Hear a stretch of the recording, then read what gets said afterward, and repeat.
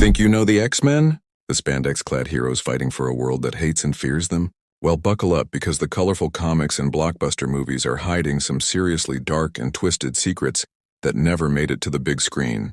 Let's start with the heart and soul of the team, Professor Charles Xavier, the benevolent bald telepath in a wheelchair, right?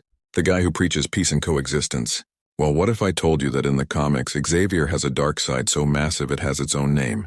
It's called Onslaught.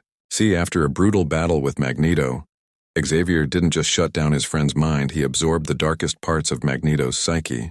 That darkness festered inside him, merging with his own repressed anger and frustration, and eventually exploded into a psychic entity of pure, godlike power.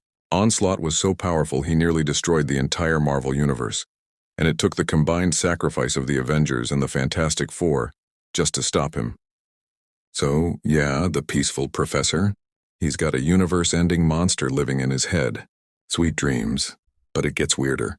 Let's talk about everyone's favorite fuzzy blue elf, Nightcrawler. His origin story is pretty tragic, right? Abandoned as a baby, raised in a circus. But the comics revealed a secret that's way more messed up. His mother is Mystique, the blue shape-shifting assassin. Okay, that part made it into the movies. But who's his dad? Get ready for this. It's a literal demon, Azazel. An ancient, red-skinned teleporting mutant who looks like the devil and rules his own hellish dimension. So Nightcrawler isn't just a mutant, he's half-demon. That bamf sound he makes when he teleports, it's actually the smell of brimstone as he briefly passes through his father's hell dimension. Every single time. And finally, let's talk about the wholesome, all-American power couple. Cyclops and Jean Grey. A love for the ages, right?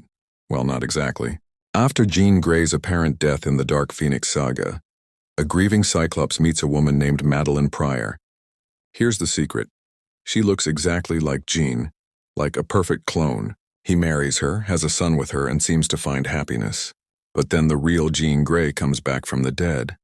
And what does Cyclops do? He immediately abandons his wife and infant son to go be with Jean again. Just drops them cold. But the ultimate twist, Madelyne Pryor wasn't just some random look-alike. She was a clone of Jean Grey created by the villain Mr. Sinister, specifically to breed with Cyclops. Discovering this and being abandoned by the love of her life drove her completely insane. She became the Goblin Queen, a literal demon-worshipping sorceress who tried to sacrifice her own baby to open a portal to hell on Earth. So next time you see the X-Men saving the day, just remember the secrets they're hiding.